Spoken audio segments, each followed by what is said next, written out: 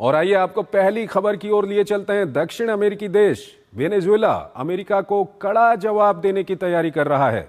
इसके लिए उसने 5000 रूसी मिसाइलें तैनात की हैं। वहीं कैरेबियन में वेनेजुएला के खिलाफ अमेरिकी सेना की तैनाती का जवाब देने के लिए वेनेजुएला अपने तट पर बड़ा सैन्य अभ्यास कर रहा है।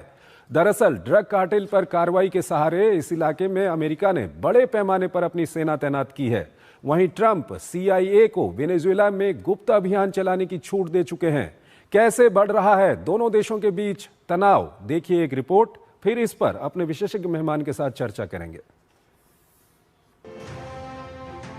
कैरिबियाई सागर में बढ़ती सैन्य हलचल ने एक और जंग की सुगबुगाहट तेज कर दी तो वेनेजुएला ने भी अमेरिका के खिलाफ अपनी 5000 से अधिक मिसाइलें तान दी।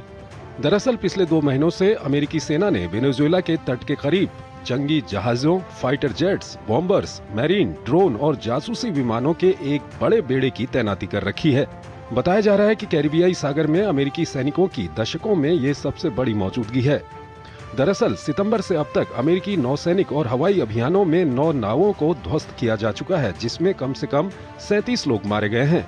कैरिबियाई सागर में अमेरिकी सेना की कार्रवाई का ये संदेश सिर्फ दक्षिण अमेरिकी देशों के लिए ही नहीं था, बल्कि ये चीन के लिए भी एक चेतावनी थी, जिस पर कई महीनों से ट्रंप प्रशासन फेंटानिल की तस्करी में मदद का आरोप लगाता रहा है। हालांकि बीजिंग ने वॉशिंगटन पर चीन को ब्लैकमेल करने के लिए फेंटानिल का इस्तेमाल करने का आरोप लगाया है।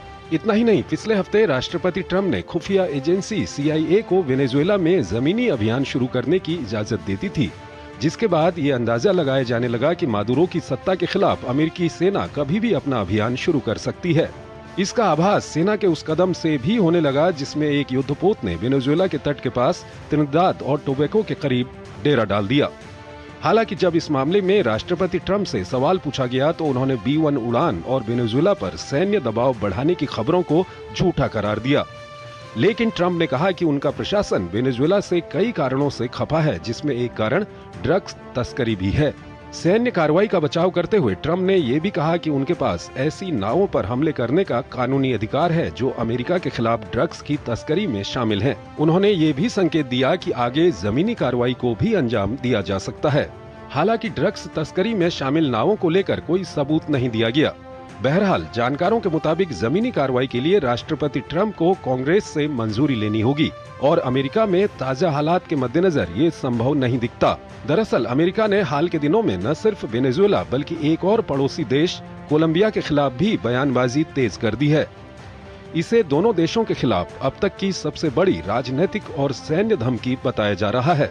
बहरहाल